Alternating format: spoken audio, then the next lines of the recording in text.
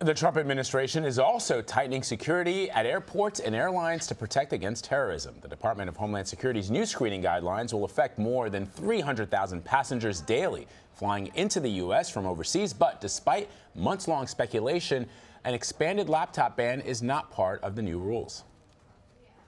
CBS News transportation correspondent Kris Van Cleave is following the latest from Reagan National Airport in Arlington, Virginia. So, Kris, airport security is already pretty thorough, I think. Can you just break down the exact changes that passengers will see? Sure. Now, DHS did not disclose exactly what's changing, but we expect, and the airlines expect, that this will involve increased scrutiny of passengers. That could mean more bomb-detecting canines. If you're traveling with a laptop or a tablet, don't be surprised as you're trying to come back to the U.S. that gets swabbed, that you get asked to take it out of your bag at that foreign airport, and that they do some explosive trace detection. That's where they take the swabs and look for trace explosives. You're also going to see some things probably around cargo and around the aircraft itself to increase security around aircraft. But we do expect that it will be a noticeable increase in security, and that could bring with it some delays and disruptions for people coming back into the U.S.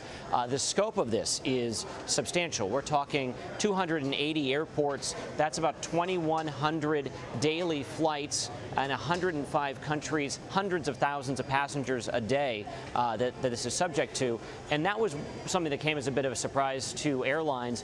The Department of Homeland Security had been talking about 71 airports where they were thinking about expanding the electronics ban, and somehow they went from 71 to all 280 foreign airports. It's basically anywhere any of the major U.S. carriers fly from internationally. So, Kris, why did DHS decide to roll out these new guidelines now? Is there something that they're concerned about, something that they're worried about? Well, this is the growing concern that's been building since that laptop bomb went off on that Somali airliner. And, you know, we'd heard a lot of talk about the potential for an electronics ban, and the agency acknowledged that it was becoming more complicated than they thought it would be to expand the laptop ban, because it raised a question of what do you do with all of the lithium-ion batteries in the cargo hold, and it was the logistics of it were proving to be challenging. So this is a way to perhaps avoid having to continue with a laptop ban, which was not particularly popular with flyers or the airlines, while still addressing and mitigating, or in DHS speak, buying down the risk of some of these new explosive devices that they're concerned about getting onto an airliner. Well, Kris, I remember when we first started hearing about this laptop restrictions, it was only planes coming from a handful of countries, and it seemed like there was a security gap, because the thought was, well, if you fly from one country to another country, what stops you from taking your checked luggage out and grabbing your laptop? So I'm wondering what you're hearing from your security and transportation sources. Do they believe that this is a good idea and that it's necessary? So they're generally speaking, you're not going to have people in the airline business say that more security is a bad thing.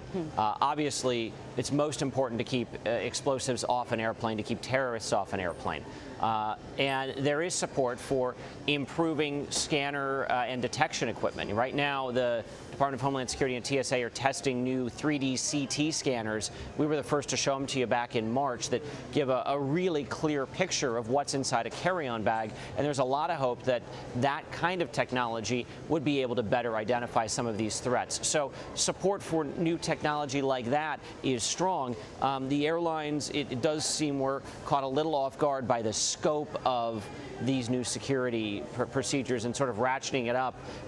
In some ways, it feels almost like treating every airport the same, which is a little different than the way this has been done the last several years, where you sort of were threat-based and targeted where the threats were the greatest. And Kris, I've seen, and I know you've reported, that there are some travel experts who sometimes feel that the measures that are already in place to secure passengers on these flights is what I've heard called security theater, or travel prevention theater. In other words, taking off your shoes, taking off your belt, taking all of your toiletries out of the bag is not really going to prevent an attack from happening from somebody who is really intent on causing us harm, but it does give passengers that sense of security. So I guess what happens if an airline decides not to implement these measures? Yeah, so if the airlines can't meet these standards at X or Y airport, they could find that they can't fly that route into the U.S. They could face a complete electronics ban. That means no electronics in the passenger cabin or in the cargo hold, and there's the potential of penalties in between the two. So there are some real draconian incentives to avoid and make this happen. The airlines are concerned about some of the smaller airports in perhaps less wealthy countries that can't just go out and buy a bunch of airport scanners at the drop of a hat. And the implementation deadlines that we're hearing about are 3 weeks to 120 days, depending upon the item. There's some concern that that might be too quick to go out and purchase new equipment to go through the purchasing process. But the incentive is, if you want to keep flying like you normally do, you need to meet these demands, and that's a pretty good incentive for the airlines to meet.